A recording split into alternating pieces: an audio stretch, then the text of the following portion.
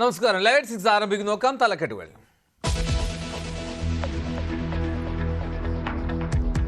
താമരശ്ശേരി താലൂക്ക് ആശുപത്രിയിൽ ഡോക്ടറുടെ തലയ്ക്ക് വെട്ടേറ്റു. വെട്ടിയത് അമീബിക് മസ്തിഷ്ക ജ്വരം ബാധിച്ചു മരിച്ച കുട്ടിയുടെ പിതാവ്. പരിക്കേറ്റ ഡോക്ടർ വിപിൻ ന്യൂറോ ഐസിയുവിൽ. പ്രതി പോലീസ് കസ്റ്റഡിയിൽ.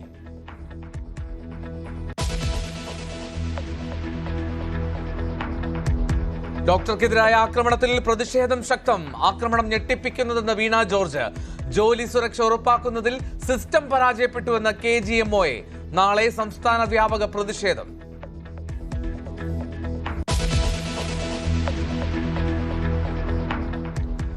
ശബരിമല സ്വർണ്ണപ്പാളി വിവാദത്തിൽ ഇന്നും പ്രക്ഷുബ്ധമായി നിയമസഭ. നടുത്തളത്തിൽ കയ്യാങ്കളി.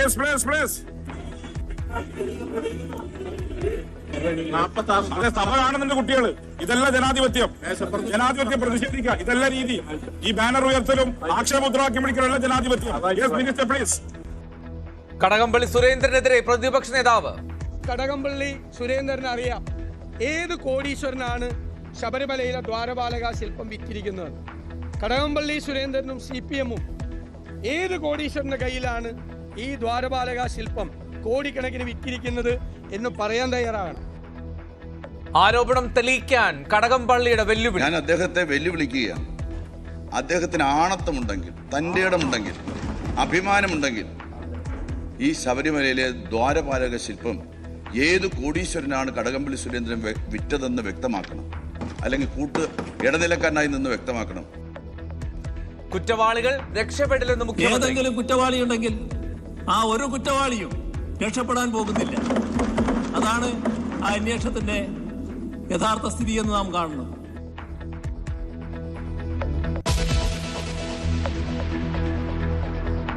ദ്വാരപാലക ശില്പത്തിൽ ഉണ്ടായിരുന്നത് സ്വർണ്ണപ്പാളികൾ തന്നെയെന്ന് ശബരിമല തന്ത്രിമാരെ വിവാദത്തിൽ ഉൾപ്പെടുത്താൻ താല്പര്യമില്ലെന്ന് PS പ്രശാന്ത്.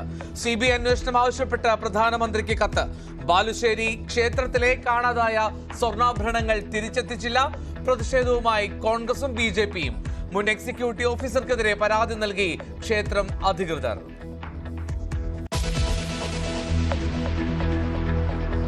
ഭൂട്ടാൻ വാഹനക്കടത്തിൽ അന്വേഷണത്തിന് ED-യും. താരങ്ങളുടെ വീടുകളിൽ പരിശോധന. ദുൽഖർ സൽമാനെ വിളിച്ചു വരുത്തി.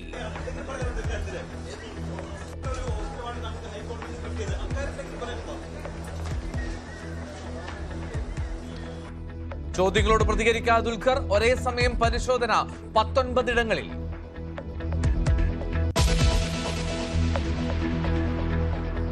നിയമസഭയിൽ മുഖ്യമന്ത്രിയുടെ ബോഡി ഷെയ്മിംഗ്. എൻ്റെ നാട്ടിലൊരു വർത്തമാനമുണ്ട്, 8 വെച്ച പോലെ. അത്രയും ഉയരം മാത്രമുള്ള ഒരാളാണ് ഇവിടെ വലിയ തോതിൽ പോയിട്ട് ആക്രമിക്കാൻ പുറപ്പെടുന്നത്. സ്വന്തം ശരീരശേഷി കൊണ്ടല്ലത്.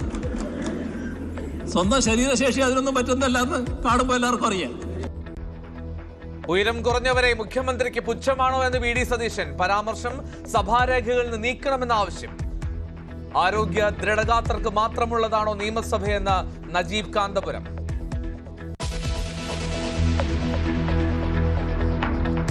വയനാട്ടിലെ ദുരന്തബാധിതരുടെ വായ്പ എഴുതിത്തള്ളാനാകില്ലെന്ന് കേന്ദ്ര സർക്കാർ. സത്യവാങ്മൂലം അങ്ങേയറ്റം അസ്വസ്ഥപ്പെടുത്തുന്നതെന്ന് ഹൈക്കോടതി. കേരളത്തോട് ചിറ്റമ്മ നയം കാട്ടുന്നുവെന്ന് വിമർശനം. സഹായിക്കാൻ തയ്യാറല്ലെങ്കിൽ അത് ജനങ്ങളോട് പറയണമെന്നും കോടതി.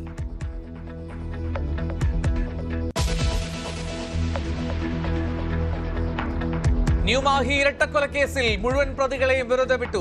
കുറ്റവിമുക്തരായത് കൊടിസുനിയും മുഹമ്മദ് ഷാഫിയും ഉൾപ്പെടെ 14 CPM പ്രവർത്തകർ. പ്രോസിക്യൂഷന് കുറ്റം തെളിയിക്കാൻ കഴിഞ്ഞില്ലെന്ന് തലശ്ശേരി കോടതി.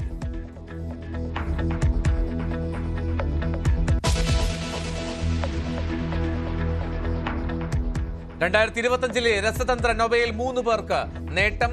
മെറ്റൽ ഓർഗാനിക് ഫ്രെയിം വർക്കുകളുടെ വികസനത്തിന് പുരസ്കാര തുക മൂവരും പങ്കുവയ്ക്കും.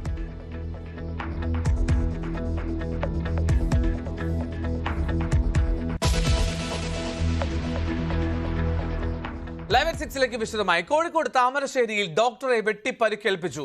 താലൂക്ക് ആശുപത്രിയിൽ ഡോക്ടർ വിപിനാണ് വെട്ടേറ്റത്.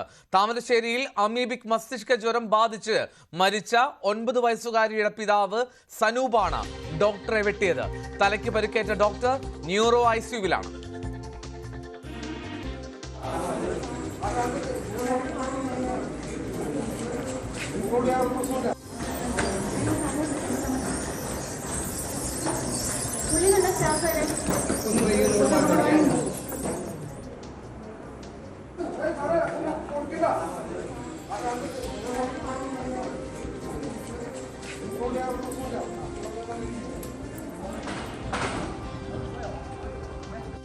ഡോക്ടർ വിപിൻ ഇപ്പോൾ ന്യൂറോ സർജറി ഐസിയിലാണുള്ളത്. CT സ്കാൻ കഴിഞ്ഞു. CT സ്കാനിൽ തലയോട്ടിയുടെ പുറകിലെ ഭാഗത്ത് ചെറിയൊരു കോർട്ടിക്കൽ ബ്രീച്ച് എന്ന് പറയും. കോർട്ടിക്കൽ ബ്രീച്ച് ചെറിയൊരു പൊട്ടുണ്ട്. അതുപോലെ തന്നെ വലിയ ആഴത്തിലുള്ള മുറിവാണുള്ളത്. തലച്ചോറിന്റെ അകത്തേക്ക് ആൾക്ക് പരിക്കില്ല. ആള് കോൺഷ്യസ് ആണ്, സംസാരിക്കുന്നുണ്ട്. തലച്ചോറിന്റെ അകത്തേക്ക് പരിക്കില്ല. തലയോട്ടിയുടെ പുറത്ത് ഭാഗത്ത് കോർട്ടിക്കൽ ബ്രീച്ച് എന്ന് പറയും. അവിടെ തലയോട്ടിയിലാണ് ആഴത്തിലുള്ള മുറിവാണ്. ആ സ്കാൽപ്പ് മുറിവുണ്ട്. അതുപോലെ തന്നെ തലയോട്ടിയിൽ ചെറിയൊരു കോർട്ടിക്കൽ ബ്രീച്ച് ഉണ്ട്. തലച്ചോറിന്റെ അകത്തേക്ക് പരിക്കില്ല. ആള് കണ്ടിന്യൂസ് ആയിട്ടുള്ള ഒബ്സർവേഷനിലായിരിക്കും. ഹെഡ് ഇഞ്ചറി ഒബ്സർവേഷനിലാണ്. ന്യൂറോ സർജറി ഐസിയുലാണ് ഇപ്പോൾ ഉള്ളത്. വളരെ പെട്ടെന്നുള്ള ആക്രമണമായിരുന്നു സംഭവിച്ചതെന്ന് ലാബ് ജീവനക്കാർ പറയുന്നു. പക്ഷെ ആള് സ്റ്റേബിൾ ആണ് ഇപ്പോ എന്ന് പറഞ്ഞാല് ബോധമുണ്ട്, ഞാൻ ഓർമ്മയുണ്ട്, സംസാരിച്ചിട്ടുണ്ട്. ആൾക്ക് പക്ക സ്റ്റേബിൾ ആണ് ആള്. ബ്ലഡ് പ്രഷറും കാര്യങ്ങളൊക്കെ നോർമൽ. ഒരു നല്ല തലയിൽ തന്നെ വെട്ടമുണ്ടത്. ബാക്കിയുള്ള സ്ഥലത്തൊന്നും വെട്ടൊന്നുമില്ല. ആൻഡ് കള്ള് പൊട്ടിയിട്ടുണ്ട്, തലയോട്ട് പൊട്ടിയിട്ടുണ്ട്. ഒന്നുമില്ല, ഞാൻ സംസാരിച്ചു, പക്ക ഓക്കെയാണ്, കോൺഷ്യസ് ഓറിയന്റഡ് ആണ്, ഒരു കുഴപ്പമില്ല. ബ്ലഡ് പ്രഷർ അതെ തിയേറ്ററിൽ കൊണ്ടേ ചെയ്യാൻ പറ്റുള്ളൂ, കാരണം കള്ള് എക്സ്പോസ്ഡ് ആണ്, കള്ള് പൊട്ടിയിട്ടുണ്ട്. അപ്പൊ എന്തായാലും ഇത് തിയേറ്ററിനെ ചെയ്യാൻ പറ്റുള്ളൂ. അതെ പക്ക സ്റ്റേബിൾ ആണ് ഇപ്പോൾ. ആക്രമണത്തിൽ പ്രതിഷേധിച്ച് താമരശ്ശേരി താലൂക്ക് ആശുപത്രിയിലും മറ്റ് ആശുപത്രികളിലും ജീവനക്കാർ പണിമുടക്കി. ആക്രമണം അത്യന്തം അപലപനീയമാണെന്നും ഞെട്ടിപ്പിക്കുന്നതാണെന്നും ആരോഗ്യമന്ത്രി പ്രതികരിച്ചു. നാളെ സംസ്ഥാന വ്യാപകമായി OP അടക്കം ബഹിഷ്കരിച്ച് സമരം പ്രഖ്യാപിച്ചിരിക്കുകയാണ് KGMO. കോഴിക്കോട് ജില്ലയിൽ നാളെ എല്ലാ ആരോഗ്യ സ്ഥാപനങ്ങളിലും പൂർണ്ണമായിട്ടുള്ള OP ബോയ്ക്കോട്ടിലേക്ക് നീങ്ങാണ്. സംസ്ഥാന തലത്തിലുള്ള പ്രതിഷേധത്തിനെ പറ്റിയിട്ട് സംസ്ഥാന നേതൃത്വമായിട്ട് ആലോചിച്ച് തീരുമാനിക്കുന്നതാണ്. ഞങ്ങൾ മുന്നോട്ട് വെച്ചിട്ടുണ്ടായിരുന്ന ആവശ്യം, ഞങ്ങൾക്ക് തന്നിട്ടുണ്ടായിരുന്ന ഉറപ്പ് സർക്കാർ പാലിക്കണം എന്നുള്ള ഏറ്റവും ചുരുങ്ങിയ ഡിമാൻഡ് ജീവന് സുരക്ഷ ഉറപ്പുവരുത്തുക ഞങ്ങളുടെ ജോലി സ്ഥലങ്ങളിൽ നിന്നുള്ള ഏറ്റവും ചുരുങ്ങിയ ഡിമാൻഡ് വെച്ചുകൊണ്ടാണ് ഞങ്ങൾ ഈ പ്രതിഷേധം നടത്തുന്നത്. നിശ്ചയമായിട്ടും നാളെ കോഴിക്കോട് ജില്ലയിലെ മുഴുവൻ ആരോഗ്യ സ്ഥാപനങ്ങളും OP ബോയ്ക്കോട്ട് നടത്തുകയാണ്. എമർജൻസി സർവീസ് ഒഴികെ ഒരു സർവീസ് നാളെ OP നടത്തുന്നതല്ല. MS അനീഷ് കുമാർ നൽകും വിവരങ്ങൾ. അനീഷ്, അത്യന്തം അപലപനീയമാണ്, ഞെട്ടിക്കുന്നതാണ്. പക്ഷേ ഈ കുടുംബം, ഈ പ്രതി ചേർക്കപ്പെട്ട ആളുടെ വധശ്രമത്തിന് കേസെടുത്ത മരിച്ച കുഞ്ഞിന്റെ പിതാവ്, ആ കുടുംബം, അവർ ആക്ഷേപിക്കുന്നത് എന്താണ്? കോഴിക്കോട്ടെ സ്വകാര്യ ആശുപത്രിയിൽ ചികിത്സയിൽ കഴിയുന്ന ഡോക്ടർ വിപിന്റെ ആരോഗ്യനില തൃപ്തികരമാണ് എന്നാണ് ആശുപത്രി വൃത്തങ്ങൾ അറിയിച്ചിരിക്കുന്നത്. അദ്ദേഹം ന്യൂറോ ഐസിയുലാണ് ഇപ്പോൾ ഉള്ളത്. തലയ്ക്ക് കാര്യമായ ക്ഷതം ഏറ്റിട്ടുണ്ടോ എന്ന് ആശുപത്രി അധികൃതർ വ്യക്തമാക്കുന്നു. കൊടുവാൾ കൊണ്ടുള്ള വെട്ടിൽ ആഴത്തിലുള്ള മുറിവാണ് തലയിൽ രൂപപ്പെട്ടിരിക്കുന്നത്. തലയോട്ടിക്ക് പൊട്ടുണ്ട്, എന്നാൽ തലച്ചോറിനെ ക്ഷതം കാര്യമായി ബാധിച്ചിട്ടില്ല എന്നത് ആശ്വാസകരമാണ്. അടിയന്തരമായി ഈ മുറിവ് തുന്നുന്നതിനുള്ള ലഘു ശസ്ത്രക്രിയ നടക്കും എന്ന് ആശുപത്രി അധികൃതർ വ്യക്തമാക്കുന്നു. കൃത്യമായ ബോധമുണ്ട്, ആരോഗ്യ നിലയിലെ ജീവൽ പ്രവർത്തനങ്ങളൊക്കെ കൃത്യമായി നടക്കുന്നു. ഡോക്ടർമാരും മറ്റുമായി അദ്ദേഹം സംസാരിക്കുന്നുണ്ട് എന്നും ആശുപത്രി അധികൃതർ വ്യക്തമാക്കുന്നു. താമരശ്ശേരിയിൽ നിന്നുള്ള പോലീസ് സംഘവും അദ്ദേഹത്തിന്റെ മൊഴിയെടുക്കാനായി കോഴിക്കോട്ടെ ആശുപത്രിയിൽ എത്തിയിരിക്കുന്നു. എന്തായാലും അദ്ദേഹം നിരീക്ഷണത്തിൽ തന്നെ തുടരും. ഒപ്പം സ്കാനിംഗ് അടക്കമുള്ള പരിശോധനകൾക്കും അദ്ദേഹത്തെ വിധേയമാക്കും എന്നാണ് ആശുപത്രിയിലെ വിദഗ്ധ ഡോക്ടർമാർ അറിയിച്ചിരിക്കുന്നത്. ഇന്ന് ഉച്ചയോടുകൂടിയാണ് താമരശ്ശേരി താലൂക്ക് ആശുപത്രിയിൽ വെച്ച് സൂപ്രണ്ടിന്റെ മുറിയിൽ വെച്ച് ഡോക്ടർ വിപിന് നേരത്തെ മസ്തിഷ്കജ്വരം ബാധിച്ച് മരിച്ച 9 വയസ്സുകാരിയുടെ പിതാവ് സനൂപ് വെട്ടിയത്. ആശുപത്രി സൂപ്രണ്ടിനെ തിരഞ്ഞു വന്ന സനൂപ് ഡോക്ടർ വിപിനെ വെട്ടുകയായിരുന്നു എന്നാണ് പറയുന്നത്. അദ്ദേഹം ബാഗിൽ ഒളിപ്പിച്ചു കൊണ്ടുവന്ന കൊടുവാൾ ഉപയോഗിച്ചാണ് അക്രമം നടത്തിയത്. സെക്യൂരിറ്റി ജീവനക്കാർക്ക് പോലും തിരിച്ചറിയാൻ കഴിയാത്ത വിധം ബാഗിനുള്ളിൽ ഒളിപ്പിച്ച നിലയിലായിരുന്നു കൊടുവാൾ ഉണ്ടായിരുന്നത്. എന്തായാലും ഈ സനൂപിന്റെ ആക്രമണത്തെ ഒപ്പമുണ്ടായിരുന്ന ജീവനക്കാർ അടക്കം പ്രതിരോധിച്ചു. അതുകൊണ്ട് മാത്രമാണ് തലയിലെ വെട്ടിൽ വാളിന്റെ വശം ഭാഗം കൊണ്ട് ആ ഒരു വെട്ടിൽ കാര്യങ്ങൾ നീങ്ങിയത്. അല്ലെങ്കിൽ വലിയൊരു അപകടത്തിലേക്ക് തന്നെ കാര്യങ്ങൾ നീങ്ങുമായിരുന്നു എന്നാണ് നേരത്തെ ജീവനക്കാർ പറയുന്നത്. തൻ്റെ കുട്ടിയുടെ മരണത്തിന് കാരണക്കാർ താമരശ്ശേരി താലൂക്ക് ആശുപത്രിയിലെ ഡോക്ടർമാർ ആണ് എന്ന ആരോപണമാണ് ഈ സനൂപ് മുന്നോട്ട് വയ്ക്കുന്നത്.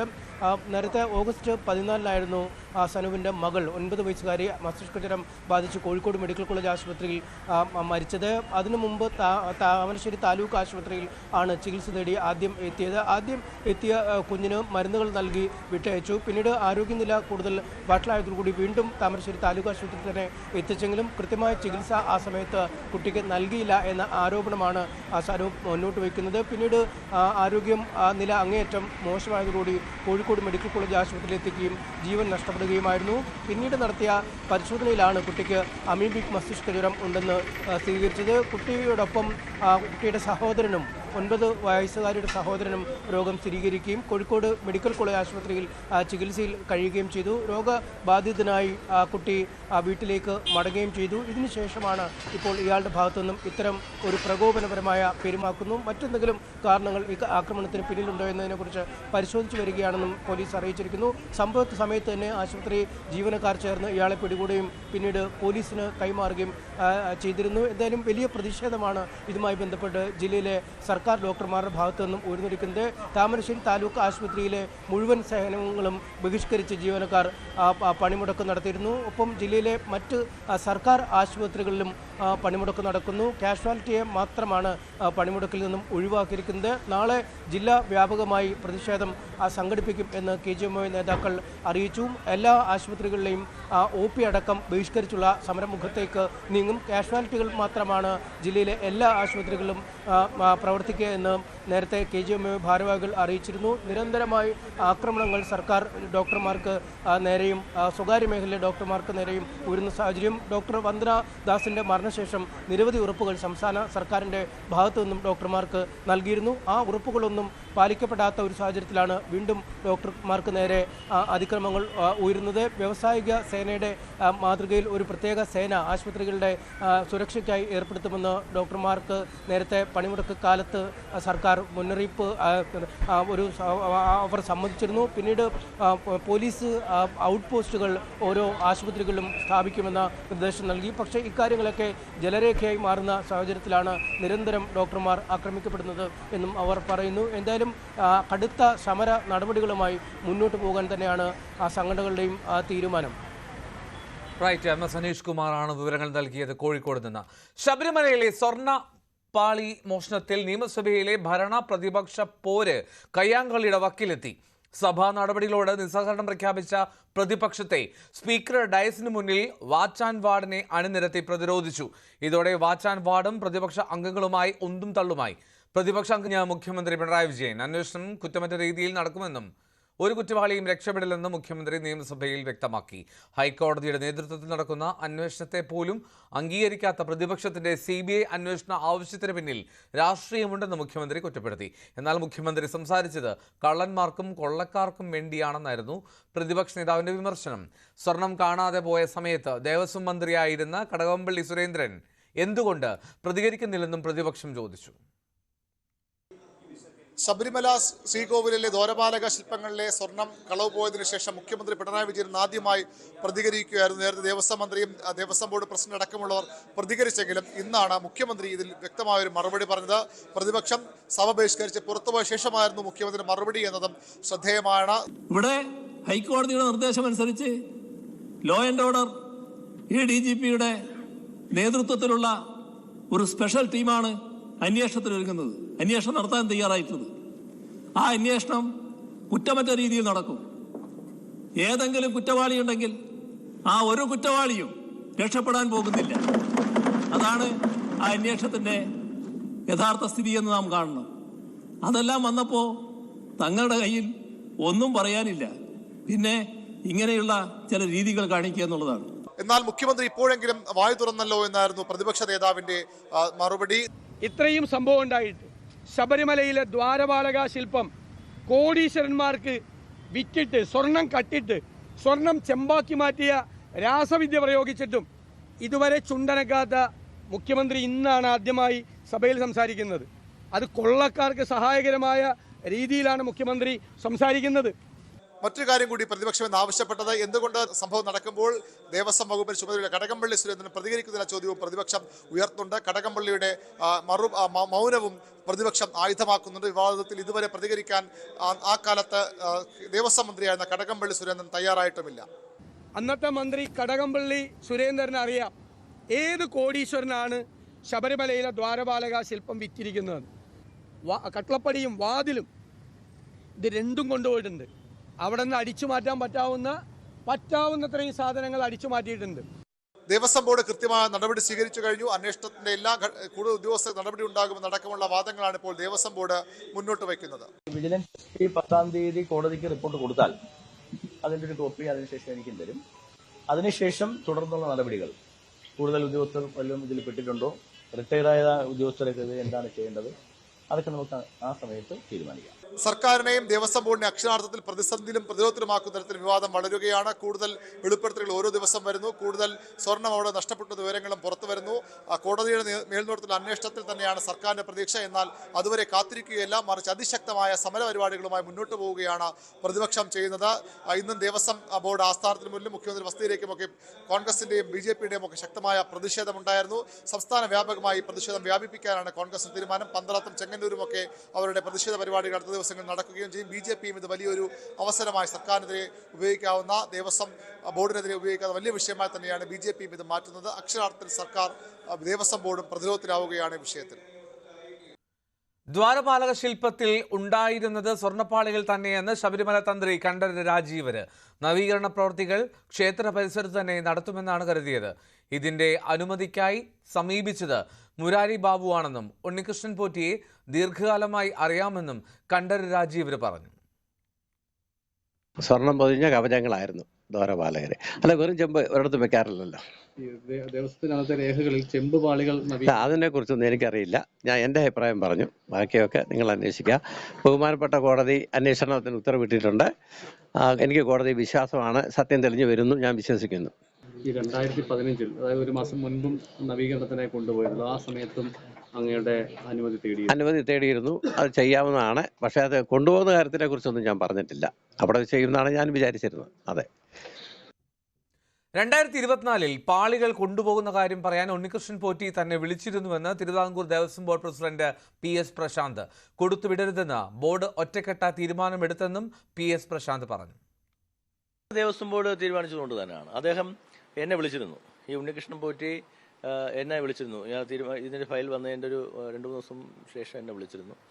അപ്പോൾ ഞങ്ങളത് കൊണ്ടുപോകാം എന്ന് പറഞ്ഞു. അപ്പോൾ ഞാൻ പറഞ്ഞു അതെങ്ങനെ കൊണ്ടുപോകും എന്ന് ചോദിച്ചു. അപ്പോൾ അത് ഉദ്യോഗസ്ഥന്മാരുടെ ഒരു പ്രൊസീജിയർ ഉണ്ടല്ലോ, അതനുസരിച്ചല്ലേ കൊണ്ടുപോകാൻ പറ്റൂ എന്ന് പറഞ്ഞു.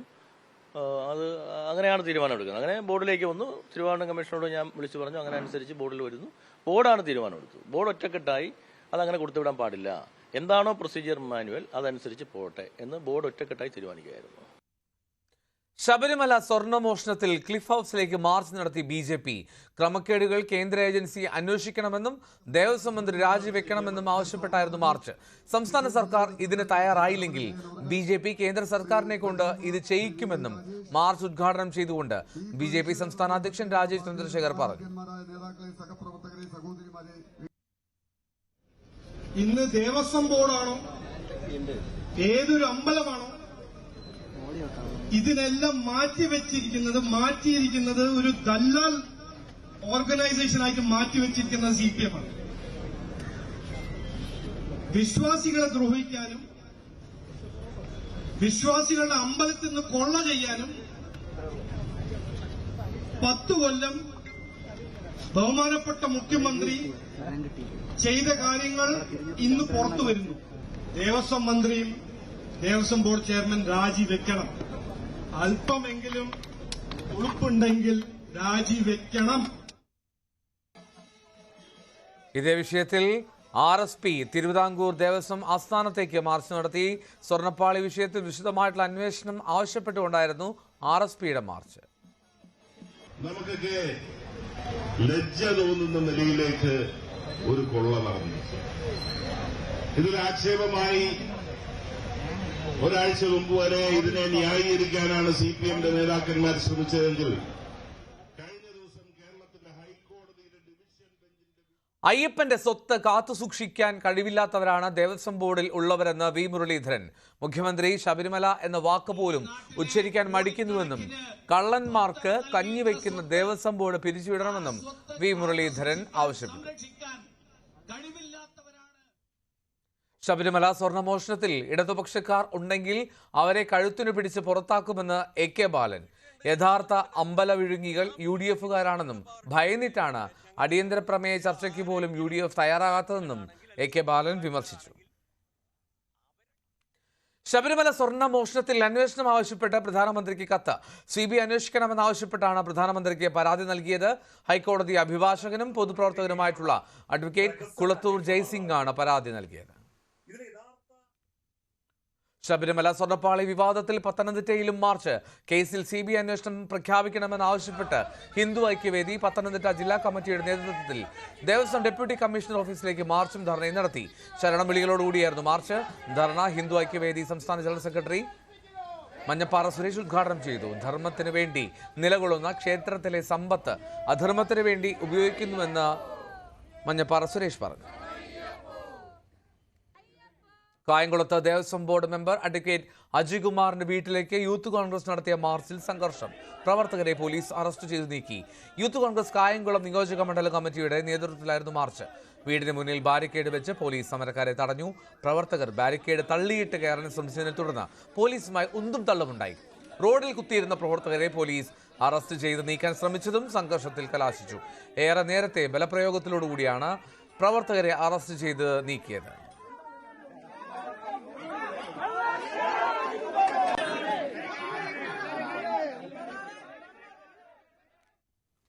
കോഴിക്കോട് ബാലുശ്ശേരി കോട്ട പരദേവത ക്ഷേത്രത്തിൽ നിന്നും കാണാതായ സ്വർണ്ണാഭരണങ്ങൾ മുൻ എക്സിക്യൂട്ടീവ് ഓഫീസർ വിനോദൻ മടക്കി നൽകിയില്ല. സ്വർണ്ണാഭരണം 11 മണിക്ക് മുമ്പായി ക്ഷേത്രം ഓഫീസിൽ എത്തിക്കാമെന്നായിരുന്നു മുൻ എക്സിക്യൂട്ടീവ് ഓഫീസർ വിനോദൻ അറിയിച്ചിരുന്നത്. എന്നാൽ സ്വർണം തിരികെ എത്തിക്കാത്തതിനെ തുടർന്ന് ക്ഷേത്രം അധികൃതർ പോലീസിൽ പരാതി നൽകി. പരാതി നൽകാൻ വൈകിയെന്നാരോപിച്ച് BJPയും കോൺഗ്രസും ക്ഷേത്രത്തിലേക്ക് പ്രതിഷേധവുമായെത്തി. രാവിലെ 11 മണിക്ക് മുമ്പായി നഷ്ടപ്പെട്ട സ്വർണ്ണാഭരണങ്ങൾ തിരിച്ചെത്തിക്കും എന്നാണ് നേരത്തെ എക്സിക്യൂട്ടീവ് ഓഫീസറായിരുന്ന വിനോദൻ ദേവസ്വം ഭാരവാഹികളെ അറിയിച്ചത്. ദേവസ്വം ഭാരവാഹികൾ അപ്രൈസറും വെരിഫിക്കേഷൻ ഓഫീസറും അടക്കം കാത്തിരുന്നിട്ടും വിനോദൻ എത്തിയില്ല. ഇതേ തുടർന്ന് ദേവസ്വം അധികൃതർ വിനോദനെതിരെ പോലീസിൽ പരാതി നൽകുകയും ചെയ്തിരിക്കുന്നു. നേരത്തെ ഇതുപോലെ തന്നെ ഈ സ്വർണ്ണാഭരണങ്ങൾ നഷ്ടമായെന്ന് കണ്ടെത്തിയപ്പോൾ തന്നെ 75% ആഭരണങ്ങൾ തിരികെ കൊണ്ട് നൽകുന്ന ഒരു സാഹചര്യമുണ്ടായി. അതുകൊണ്ടാണ് സ്വർണ്ണാഭരണങ്ങൾ തിരികെ എത്തിക്കാൻ അവസരം നൽകിയതെന്നും ദേവസ്വം ഭാരവാഹികൾ വ്യക്തമാക്കി. ഇക്കാര്യത്തിൽ എന്തെങ്കിലും ഗൂഢാലോചന നടന്നിട്ടുണ്ടെങ്കിൽ അക്കാര്യം പരിശോധിക്കണമെന്നും പരാതി പറയുന്നു. അയാൾ അന്ന് ആ സ്വർണം എടുത്തുകൊണ്ട് വന്നതുകൊണ്ട് മാത്രമാണ് അദ്ദേഹത്തിന് വേണ്ടി വെയിറ്റ് ചെയ്തത്. മാത്രമല്ല അപ്പോഴും ഈ ദേവസ്വത്തിന്റെ സ്വർണം കിട്ടുക എന്നത് മാത്രമാണ് അദ്ദേഹത്തെ സംരക്ഷിക്കുക എന്നുള്ളത് ക്രിമിനൽ നടപടിയിൽ എന്തായാലും വന്നിട്ടുണ്ട്. സ്വർണ്ണാഭരണങ്ങൾ നഷ്ടപ്പെട്ട സംഭവത്തിൽ പ്രതിഷേധവുമായി BJP പ്രവർത്തകർ ക്ഷേത്രത്തിലെത്തുകയും ചെയ്തു. രാവിലെ തന്നെ എക്സിക്യൂട്ടീവ് ഓഫീസർ അടക്കമുള്ളവരെ ഉപരോധിച്ചു. ഈ സ്വർണ്ണാഭരണങ്ങൾ നഷ്ടമായ സംഭവത്തിൽ അടിയന്തരമായി പരാതി നൽകണമെന്നായിരുന്നു ആവശ്യം. ആദ്യം ഈ സ്വർണ്ണാഭരണങ്ങൾ തിരിച്ചു നൽകണമെന്നാവശ്യപ്പെട്ട് പരാതി തയ്യാറാക്കിയപ്പോൾ അതിനെതിരെയും പ്രതിഷേധം ഉയർത്തി. ഇക്കൃത്യത്തിൽ കൃത്യമായ ഗൂഢാലോചന നടന്നിട്ടുണ്ട്. ഗൂഢാലോചന നടത്തിയവരെ അടക്കം ഈ പരാതിയിൽ ഉൾപ്പെടുത്തണമെന്ന ആവശ്യമാണ് അവർ മുന്നോട്ട് വെച്ചത്. എന്തായാലും പോലീസിൽ പരാതി നൽകിയ സാഹചര്യത്തിൽ ഇനി പോലീസ് അന്വേഷണത്തെ തങ്ങൾ കൃത്യമായി നിരീക്ഷിക്കും, വിലയിരുത്തുമെന്നാണ് BJP പറയുന്നത്. പുതിയ പരാതിയിൽ സ്വർണം തിരിച്ചു കിട്ടേണ്ടതിനെ പറ്റി പറഞ്ഞിട്ടുണ്ട്. ആ കട്ടിട്ടുള്ള ആൾക്കെതിരെ നടപടി വേണമെന്ന് പറഞ്ഞിട്ടുണ്ട്. ഗൂഢാലോചന അന്വേഷിക്കണം എന്ന് പറഞ്ഞിട്ടുണ്ട്. ഇതൊക്കെ ഇനി പോലീസിന് ചെയ്യാൻ സാധിക്കുന്നതാണ്. കൃത്യമായ അന്വേഷണത്തിലൂടെ ഇതിന്റെ ഉത്തരവാദികളെ പുറത്തു കൊണ്ടുവരണം എന്നുള്ളതാണ് നമുക്ക് ആവശ്യപ്പെടാനുള്ളത്. BJPക്ക് പിന്നാലെ പ്രതിഷേധവുമായി കോൺഗ്രസ് പ്രവർത്തകരും ക്ഷേത്രത്തിലേക്ക് എത്തി. അവരും ഈ കാര്യത്തിലെ ഗൂഢാലോചനയെക്കുറിച്ചും കൂടുതൽ തട്ടിപ്പ് നടത്തുന്നതിനെക്കുറിച്ചും പരിശോധന നടത്തണമെന്നും ആവശ്യപ്പെട്ടു. കഴിഞ്ഞ ദിവസമാണ് ഈ ക്ഷേത്രത്തിലെ ഈ ആഭരണങ്ങൾ നഷ്ടപ്പെട്ട കാര്യം പുറത്തറിയുന്നത്.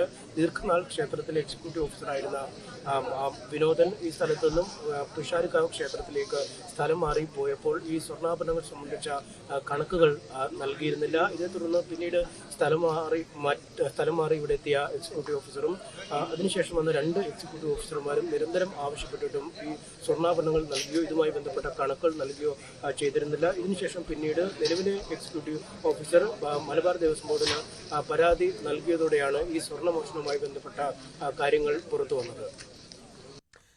MS അനീഷ് കുമാർ. നിയമസഭയിൽ ബോഡി ഷേമിംഗ് നടത്തി മുഖ്യമന്ത്രി പിണറായി വിജയൻ. പ്രതിപക്ഷ അംഗത്തിന്റെ ഉയരക്കുറവിനെ കുറിച്ചായിരുന്നു പരിഹാസം. 8:45 വാർത്തകളിലേക്ക്. ഭൂട്ടാൻ വാഹനക്കടത്തുമായി ബന്ധപ്പെട്ട കേസിൽ ദുൽഖർ സൽമാനെ വിളിച്ചു വരുത്തി ED. കസ്റ്റംസിന് പിന്നാലെ പരിശോധനയുമായി എൻഫോഴ്സ്മെന്റ് ഡയറക്ടറേറ്റും. സൂപ്പർ താരങ്ങളായ മമ്മൂട്ടി, ദുൽഖർ സൽമാൻ, പൃഥ്വിരാജ്, അമിത് ചക്കാലക്കൽ എന്നിവരുടെ വീടുകളിലാണ് EDയുടെ പരിശോധന നടക്കുന്നത്. 3 താരങ്ങളുടെ വീടുകൾ ഉൾപ്പെടെ 19 ഇടങ്ങളിലാണ് പരിശോധന. രാവിലെ 6 ആരംഭിച്ച പരിശോധന തുടരുകയാണ്. ഡാനി പോൾ വാർത്തയുടെ വിവരങ്ങളുമായി ചേരുന്നു. ഡാനി, ഇപ്പോഴും തുടരുകയാണോ? ദുൽഖർ ഇതുവരെ പ്രതികരിച്ചിട്ടില്ല. ഒരു പ്രതികരണ സാധ്യതയുണ്ടോ അവിടെ?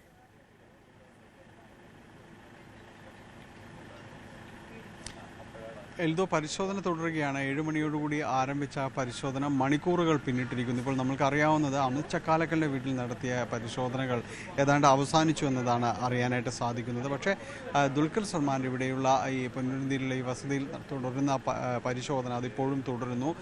ഉച്ചയ്ക്ക് ഏതാണ്ട് 2:30 മണിയോടുകൂടിയാണ് ദുൽഖർ ഇവിടേക്ക് വരുന്നത്. അതിനുശേഷം പിന്നീട് മറ്റു ഉദ്യോഗസ്ഥരൊന്നും ഇവിടേക്ക് കൂടുതലായിട്ടൊന്നും എത്തിയിട്ടില്ല.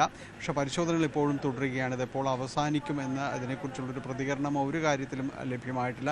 എന്തായാലും പരിശോധനകൾ തുടരുന്നു എന്ന് തന്നെയാണ് വ്യക്തമാകുന്നത്. ഈ ദിവസങ്ങളിൽ എൻഫോഴ്സ്മെൻറ്റ് ഡയറക്ടറേറ്റ് വലിയ രീതിയിലുള്ള ഇതുമായി ബന്ധപ്പെട്ടുകൊണ്ടുള്ള അന്വേഷണങ്ങൾ നടത്തിയിരുന്നു. അതിൻ്റെ ഒരു തുടർച്ചയായിട്ട് തന്നെയാണ് ഈ പരിശോധന EDയുടെ ഭാഗത്തു നിന്നുണ്ടാകുന്നത്. കസ്റ്റംസിൻ്റെ ഉദ്യോഗസ്ഥർ ഇതുമായി ബന്ധപ്പെട്ടുകൊണ്ട് വിശദാംശങ്ങൾ ശേഖരിച്ചിട്ടുണ്ട് എന്നതാണ് മനസ്സിലാക്കുന്നത്. അമിത് ചക്കാലക്കലിൻ്റെ വസതിയിൽ നടത്തിയ പരിശോധനയുടെ വിശദാംശങ്ങളും കസ്റ്റംസ് ശേഖരിച്ചിട്ടുണ്ട്. പ്രത്യേകിച്ച് ഈ കസ്റ്റംസ് ഈ കഴിഞ്ഞ ദിവസങ്ങളിൽ ഹൈക്കോടതിയിൽ ഇതുമായി ബന്ധപ്പെട്ടുകൊണ്ട് ദുൽഖറിൻ്റെ ഹർജി വന്നിരുന്നു. ആ ഹർജിയിൽ പറഞ്ഞിരിക്കുന്ന ചില കാര്യങ്ങൾ കസ്റ്റംസിനടക്കം വലിയ രീതിയിലുള്ളൊരു തിരിച്ചടി ഉണ്ടാക്കുന്ന കാര്യങ്ങൾ തന്നെയായിരുന്നു. പലതിനും അവർ വ്യക്തമായ രീതിയിൽ കോടതിയിൽ മറുപടി നൽകേണ്ട ഒരു അവസ്ഥയും കൂടി എത്തി നിൽക്കുന്നുണ്ട്. അതുകൊണ്ട് തന്നെ ഇപ്പോൾ നടത്തുന്ന പരിശോധനയുടെ വിശദാംശങ്ങൾ കസ്റ്റംസ് കൂടി ആവശ്യപ്പെടുന്നു എന്നതാണ് നമുക്ക് അറിയാനായിട്ട് സാധിക്കുന്നത്. പ്രധാനമായും തന്നെ ഈ ഫെമയുടെ 3, 4, 8 വകുപ്പുകൾ പ്രകാരം അതിൻ്റെ ഒരു ലംഘനം നടന്നിട്ടുണ്ട് എന്നതാണ് പ്രാഥമികമായ ഒരു അനുമാനം EDയുടെ ഭാഗത്തു നിന്നുള്ളത്.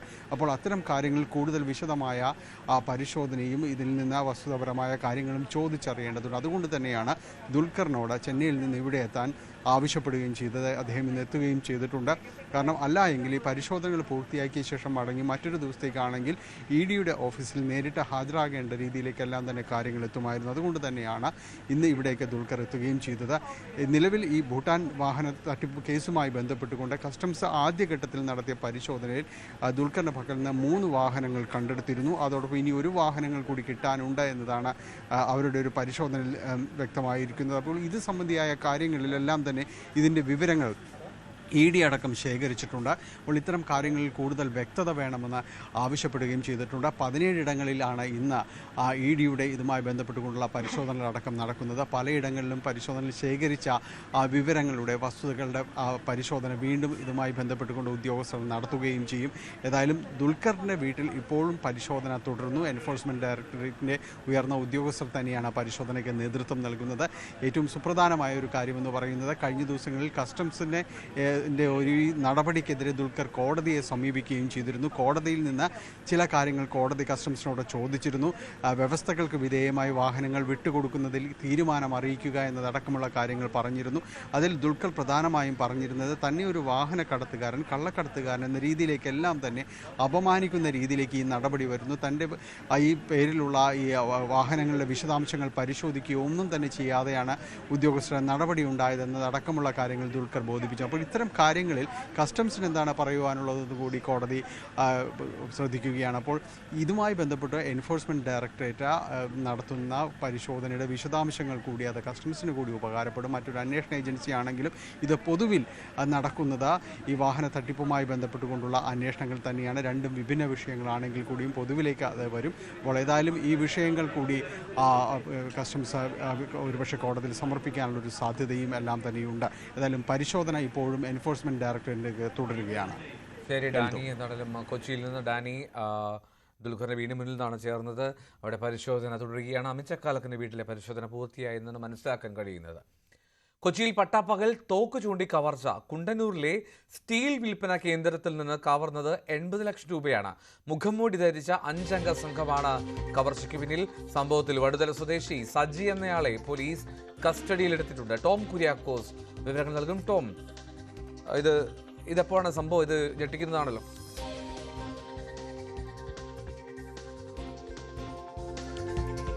കൊച്ചിയിൽ മുഖംമൂടി ധരിച്ചെത്തിയ 5 അംഗ സംഘമാണ് ഇത്തരത്തിൽ തോക്ക് ചൂണ്ടി കവർച്ച നടത്തിയത്.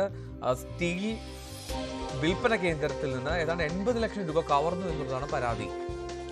5 അംഗ സംഘം ഈ കവർച്ചയ്ക്ക് പിന്നിലുണ്ട് എന്ന് കരുതുന്നു. ഇതിൽ ഒരാളാണോ എന്ന് സംശയിക്കുന്നതാലും വടുതല സ്വദേശി സജി എന്നയാളാണ് ഇപ്പോൾ പോലീസിന്റെ കസ്റ്റഡിയിലുള്ളത്. ഞെട്ടിക്കുന്ന ഒരു കാര്യമാണ്. വലിയൊരു കവർച്ച കുണ്ടന്നൂരിലെ സ്റ്റീൽ വിൽപ്പന കേന്ദ്രത്തിൽ നടന്നിരിക്കുന്നു. ടോം കുര്യാക്കോസ് ചേരുന്നു. ടോം, ഈ കുണ്ടന്നൂർ എന്നൊക്കെ പറയുമ്പോൾ വലിയ തിരക്കുള്ള ഒരു മേഖലയാണ്. എന്താണെങ്കിലും ഈ കസ്റ്റഡിയിലുള്ള ആൾ ഈ 5 അംഗ സംഘത്തിൽ ഉണ്ട് എന്ന് കരുതുന്ന ആളാണോ? എന്തോ ഈ സംഭവത്തിന്റെ തുടക്കം ഇന്ന് ഉച്ച കഴിഞ്ഞ് ഒരു 3:15 കൂടിയാണ് കുണ്ടന്നൂരിലെ സ്റ്റീൽ വിൽപ്പന കേന്ദ്രത്തിലെ 5 അംഗ സംഘം എത്തുന്നത്. അത് നമ്പർ പ്ലേറ്റ് മറിച്ചൊരു കാറിലാണ് ഈ 5 അംഗ സംഘം എത്തിയത്. അവിടെ എത്തിയ ഈ 5 അംഗ സംഘം ഈ സ്ഥാപന ഉടമയ്ക്കും ജീവനക്കാർക്കും നേരെ തോക്കു ചൂണ്ടി കവർച്ച നടത്തുകയായിരുന്നു. ഈ കൊച്ചി സ്വദേശി സുബിന്റെ ഉടമസ്ഥയിലുള്ളതാണ് ഈ സ്ഥാപനം. കുറച്ച് നാളുകളായി ഈ സാമ്പത്തിക പ്രതിസന്ധി കാരണം ഈ സ്ഥാപനം നഷ്ടത്തിലാണ്. ഈ സാമ്പത്തിക പ്രതിസന്ധി പരിഹരിക്കാൻ സുബിൻ പല രീതിയിൽ പലരോടും പണം ആവശ്യപ്പെടുകയും കടം ചോദിക്കുകയും ചെയ്തിരുന്നു. ഇതിന്റെ അടിസ്ഥാനത്തിലാണ് വടുതല സ്വദേശി ഒരു സജി സുബിനെ ബന്ധപ്പെടുന്നത്. അതായത് ഈ 80 ലക്ഷം രൂപ നൽകിയാൽ 1 കോടി രൂപയാക്കി, അതായത് പണം ഇരട്ടിപ്പിച്ച് നൽകാമെന്ന് പറഞ്ഞ് വാഗ്ദാനം ചെയ്ത് സജി സമീപിക്കുന്നു. അങ്ങനെ സജിക്ക് നൽകാനായി സുബിന് 80 ലക്ഷം രൂപ കടയിൽ സൂക്ഷിച്ചിരുന്നു. ഈ പണമാണ് മുഖംമൂടി ധരിച്ചെത്തിയ സംഘം കവർച്ച നടത്തിയത്. നമ്പർ പ്ലേറ്റ് മറച്ച കാറിലെത്തിയവർ തോക്കു ചൂണ്ടി ഓഫീസിൽ സൂക്ഷിച്ച പണം കൊള്ളയടിക്കുകയായിരുന്നു. അതായത് ഈ സുബിന്റെ കൈവശം ഇത്രയധികം പണമുള്ളതായി സജിക്ക് മാത്രമാണ് അറിവുള്ളത്. അതായത് ഈ കൊള്ളയടിച്ച ഈ കവർച്ച നടത്തിയ സംഘത്തിൽ സജിയില്ല, സജി പുറത്താണ്. പക്ഷെ അതിന്റെ അടിസ്ഥാനത്തിലാണ് ഈ സജിയിലേക്ക് സംശയം നീളുന്നത്. സജിയെ പോലീസ് കസ്റ്റഡിയിലെടുക്കുന്നത്. ഇയാളിപ്പോൾ വിശദമായി ചോദ്യം ചെയ്യുകയാണ്. ഈ പണം കവർച്ച ചെയ്ത് കടന്നു കളഞ്ഞ സംഘത്തെ കേന്ദ്രീകരിച്ച് അന്വേഷണം നടക്കുന്നുണ്ട്. പല രീതിയിലുള്ള ദുരൂഹതയും ഈ സംഭവവുമായി ബന്ധപ്പെട്ട് നിലനിൽക്കുന്നുണ്ട്. കാരണം ഒരു പണം ഇരട്ടിപ്പിക്കൽ സംഘത്തെ കേന്ദ്രീകരിച്ചാണ് നിലവിൽ അന്വേഷണം. ഈ അനധികൃത പണമിടപാടുമായി ഇതിന് ബന്ധമുണ്ടോ? എങ്ങനെയാണ് ഈ സുബിന്റെ കൈവശം ഈ പണം എത്തി? ഇത്രയധികം പണം സുബിന്റെ കയ്യിൽ ഉണ്ടായിരുന്നത്? ഇതേക്കുറിച്ചും അന്വേഷണമുണ്ട്. സജി നൽകിയ കൊട്ടേഷൻ, അതായത് സജിയുടെ നിർദ്ദേശപ്രകാരമായിരിക്കാം ഈ 5 അംഗ സംഘം കാറിൽ മുഖംമൂടി ധരിച്ച് അവിടെ എത്തി പണം കൊള്ളയടിച്ചതെന്ന നിഗമനത്തിലാണ് നിലവിൽ അന്വേഷണ സംഘമുള്ളത്. എന്തായാലും വിശദമായ അന്വേഷണം നടത്തുകയാണ് പോലീസ്. വിശദമായിട്ട് അന്വേഷണത്തിലേക്കാണ് പോലീസ് പോകുന്നത്. ഇയാളിൽ നിന്നും കൂടുതൽ വിവരങ്ങൾ ലഭിക്കുന്നുണ്ടോ? അതായത് മറ്റുള്ളവരെ പറ്റി അല്ലെങ്കിൽ അതിന്റെ കൂടുതൽ ചുരുളുകൾ പുറത്തേക്ക് വരുന്നുണ്ടോ? കൊച്ചി സ്വദേശി തന്നെയാണ് സജി. ഇയാളെ വിശദമായി ചോദ്യം ചെയ്താൽ ഈ കവർച്ച നടത്തിയ സംഘത്തെ കുറിച്ച് കൃത്യമായ വിവരം ലഭിക്കുമെന്ന് അറിയാം. കാരണം ഈ സജിക്ക് മാത്രം അറിയാവുന്ന കാര്യമാണ് സുബിന്റെ കൈവശം ഇത്രയധികം തുകയുണ്ട് എന്നത്. സ്വാഭാവികമായും സജിയുടെ നിർദ്ദേശപ്രകാരമായിരിക്കാം ഈ സംഘം അവിടെ എത്തിയതെന്ന് പോലീസിന് കൃത്യമായ വിവരങ്ങൾ ലഭിച്ചിട്ടുണ്ട്. ഇതിന്റെ അടിസ്ഥാനത്തിലാണ് സജിയെ ചോദ്യം ചെയ്തത്. പക്ഷേ നിലവിൽ നേരത്തെ സൂചിപ്പിച്ചതുപോലെ ഇതൊരു നഗരമേഖലയാണ് കുണ്ടന്നൂര്. നിരവധി ആൾത്തിരക്കുള്ള സ്ഥലമാണ്. നിരവധി CCTVകളുണ്ട്. സ്വാഭാവികമായും ആ CCTV പരിശോധിച്ചാൽ ഈ കാറ് ഏത് ഇടത്തേക്കാണ്, ഏത് ഭാഗത്തേക്കാണ് പോയതെന്ന് കൃത്യമായ വിവരം ലഭിക്കും. പക്ഷെ നമ്പർ പ്ലേറ്റ് മറച്ച കാറാണ്, അതുകൊണ്ട് തന്നെ കണ്ടെത്താൻ അത്ര എളുപ്പമല്ല. പക്ഷെ കാറിന്റെ എല്ലാ വിവരങ്ങളും എല്ലാ പോലീസ് സ്റ്റേഷനുകളിലേക്ക് നൽകിയിട്ടുണ്ട്. ഇത് കേന്ദ്രീകരിച്ചാണ് അന്വേഷണം നീങ്ങുന്നത്. റൈറ്റ്, ടോം കുര്യാക്കോസാണ് വിവരങ്ങൾ നൽകിയത്. കൊച്ചിയിലാണ് പട്ടാപ്പകൽ തോക്കു ചൂണ്ടിയുള്ള കവർച്ച. 80 ലക്ഷം രൂപ കവർന്നു എന്നാണ് പറയപ്പെടുന്നത്. എന്നാലും അതിൻ്റെ അന്വേഷണത്തിലേക്ക് കടന്നു. വിശദമായിട്ടുള്ള പരിശോധനയിലാണ് ഇപ്പോൾ പോലീസ് സംഘം. കൊച്ചിയിൽ നിന്നാണ് ടോം വിവരങ്ങൾ നൽകിയത്. ഒരിടവേള കൂടി.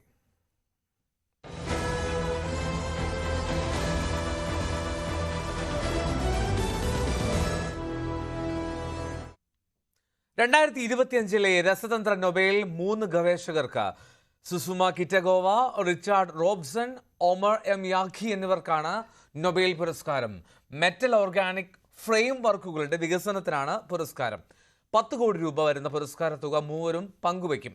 മരുഭൂമിയിലെ വായുവിൽ നിന്ന് വെള്ളം ശേഖരിക്കുന്നതിനും കാർബൺ ഡയോക്സൈഡ് പിടിച്ചെടുക്കുന്നതിനും വിഷവാതകങ്ങൾ സംഭരിക്കുന്നതിനും മെറ്റൽ ഓർഗാനിക് ഫ്രെയിം വർക്കുകളിലൂടെ സാധിക്കുമെന്നതാണ് പ്രത്യേകത. പശ്ചിമ ബംഗാൾ മുഖ്യമന്ത്രി മമതാ ബാനർജിക്ക് അന്ത്യശാസനവുമായി governor CV Ananda Bose. BJP MP Gagan Murmu, Shankar Ghosh MLA എന്നിവരെ ആക്രമിച്ചവർക്കെതിരെ 24 മണിക്കൂറിനുള്ളിൽ നടപടിയെടുക്കണമെന്നുള്ളതാണ് ആവശ്യം. ഞെട്ടിക്കുന്ന സംഭവമാണ് ഉണ്ടായത്. ഗുണ്ടാരാജാണ് ഉണ്ടായതെന്നും Bengal governor CV Ananda boss വിമർശിച്ചു. പ്രളയബാധിത പ്രദേശങ്ങൾ സന്ദർശിക്കുന്നതിനിടെയായിരുന്നു ജനപ്രതിനിധികൾക്ക് നേരെ ആക്രമണമുണ്ടായത്. MP और MLA उनका अटैक हुआ, वे अस्पताल में है, वेरी ब्रूटल अटैक हुआ. ये केवल एक आदमी का अटैक नहीं है, एक गणतंत्र में अटैक है. एक डेमोक्रेटिक नेशन में ऐसे नहीं होना है. लॉ एंड ऑर्डर मेंटेन करना स्टेट गवर्नमेंट का उत्तरदायित्व है, वो उत्तरदायित्व में वो फेल हुआ है, ऐसा नहीं होना है. मैंने फील्ड में गया, लोगों से बात किया, उसका फीलिंग्स मुझे समझा और उसके बारे में उसके डिपेंडिंग ऑन दैट मैंने एक रिपोर्ट दिया है और रिपोर्ट में से जरूर एक्शन होगा. വയനാട് ദുരന്തബാധിതരുടെ വായ്പ എഴുതിത്തള്ളാനാകില്ലെന്ന കേന്ദ്ര സർക്കാർ നിലപാട് തള്ളി ഹൈക്കോടതി. ജപ്തി നടപടികൾ പാടില്ലെന്നും റിക്കവറി നടപടി അനുവദിക്കില്ലെന്നും ഹൈക്കോടതി നിർദ്ദേശിച്ചു. കേന്ദ്രം കേരളത്തോട് ചിറ്റമ്മ നയം കാട്ടുന്നുവെന്ന് വിമർശിച്ച കോടതി ആരെയാണ് വിഡ്ഢികളാക്കാൻ ശ്രമിക്കുന്നതെന്നും ചോദിച്ചു. സഹായിക്കാൻ തയ്യാറില്ലെങ്കിൽ അത് ജനങ്ങളോട് പറയണം. കാരുണ്യമല്ല തേടുന്നത്. കേന്ദ്ര സർക്കാരിന്റെ സത്യവാങ്മൂലം അങ്ങേയറ്റം അസ്വസ്ഥപ്പെടുത്തുന്നുവെന്നും ഹൈക്കോടതി വിമർശിച്ചു. ന്യൂമാഹി ഇരട്ടക്കൊലക്കേസിൽ മുഴുവൻ പ്രതികളെയും വെറുതെ വിട്ടു. കൊടിസുനിയും മുഹമ്മദ് ഷാഫിയും ഉൾപ്പെടെ 14 CPM പ്രവർത്തകരെയാണ് വെറുതെ വിട്ടത്. 2010 മെയ്യിൽ RSS പ്രവർത്തകരായ ഷിനോജിനെയും വിജിത്തിനെയും കൊലപ്പെടുത്തിയ കേസിലാണ് തലശ്ശേരി കോടതിയുടെ ഈ വിധി. മലപ്പുറത്ത് ശരീരത്തിലൂടെ ബസ് കയറിയിറങ്ങി 3 വയസ്സുകാരന് ദാരുണാന്ത്യം. എടവണ്ണ കൊയിലാണ്ടി സംസ്ഥാന പാതയിലെ മുക്കം നോർത്ത് കാരശ്ശേരിയിലാണ് ഈ സംഭവം. അരീക്കോട് ഭാഗത്തു നിന്നും വരുന്ന ഇരുചക്ര വാഹനത്തിനെ പുറകിൽ നിന്ന് അമിത വേഗത്തിൽ മറികടക്കാൻ ശ്രമിക്കുമ്പോഴാണ് അപകടമുണ്ടായത്. വിവരങ്ങളുമായി ഗുലാം നബി ആസാദ് ചേരുന്നു. ആസാദ്, എങ്ങനെയാണ് ഈ അപകടം? എന്തോ വൈകിട്ട് 6 മണിയോടുകൂടിയാണ് ഈ അപകടമുണ്ടായത്. മുക്കം എടവണ്ണ കൊയിലാണ്ടി സംസ്ഥാന പാതയിലെ മുക്കം നോർത്ത് കാരശ്ശേരി മാടാമ്പുറം വളവിൽ വെച്ചാണ് ഈ അപകടം ഉണ്ടായത്. അരീക്കോട് ഭാഗത്തു നിന്ന് മുക്കം ഭാഗത്തേക്ക് വരുന്ന ബൈക്കിന് പുറകിലെത്തിയ ബസ് ബൈക്കിനെ മറികടക്കാൻ ശ്രമിക്കുന്നതിനാണ് ഈ ബൈക്കിൽ തട്ടുകയും അപകടം ഉണ്ടാവുകയും ചെയ്തത്. ഈ അപകട സമയത്ത് കുട്ടി ബസ്സിനടിയിലേക്ക് വീഴുകയും കൂടെ ഉണ്ടായിരുന്ന രക്ഷിതാക്കൾ മറു സൈഡിലേക്ക് വീണതുകൊണ്ടാണ് വലിയൊരു ദുരന്തം ഒഴിവായത്. ഈ കുട്ടിയുടെ ദേഹത്ത് 3 വയസ്സുകാരനായ കുട്ടിയുടെ ദേഹത്ത് കൂടി ബസ് കയറിയാണ് മരണപ്പെട്ടത്.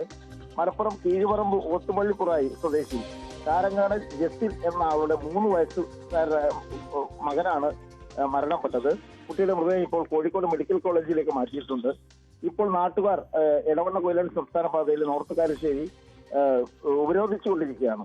നേരത്തെ നിരവധി അപകടങ്ങൾ ഉണ്ടാവുകയും നിരവധി പേർ മരണപ്പെടുകയും ചെയ്ത ഒരു സ്ഥലമാണ് ഈ എടവണ്ണ കൊയിലാണ്ടി സംസ്ഥാന പാതയിലെ നോർത്ത് കാരശ്ശേരി മാടാമ്പുറം വളവ്.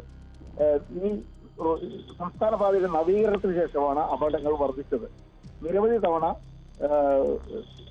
പൊതുമരാമത്ത് വകുപ്പിനും മന്ത്രിക്കും ഉൾപ്പെടെ എല്ലാവർക്കും പരാതി നൽകിയെങ്കിലും യാതൊരു പരിഹാരവും ഇതിൽ കാണാത്തതിൽ പ്രതിഷേധിച്ചാണ് ഇന്ന് ഇപ്പോൾ നാട്ടുകാർ റോഡ് ഉപരോധിക്കുന്നത്. ശരി, അങ്ങേറ്റം ദാരുണമായിട്ടുള്ള സംഭവമാണ് അവിടെ നടന്നത്. വാഹനം കയറിയിറങ്ങുകയായിരുന്നു. മലപ്പുറത്ത് 3 വയസ്സുകാരനാണ് ദാരുണമായിട്ടുള്ള അന്ത്യം സംഭവിച്ചത്.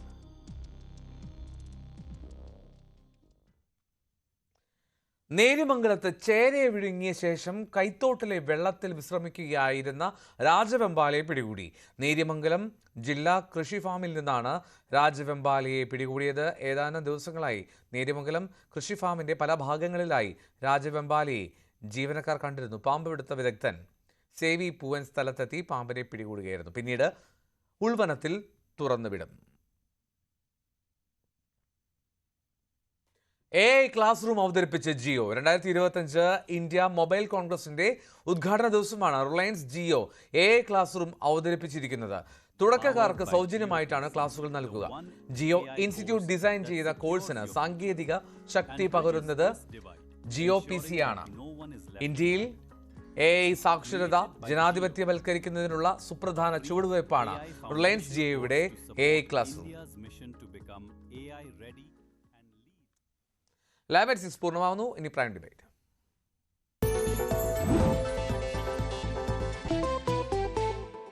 Say no to drugs. A big yes to life.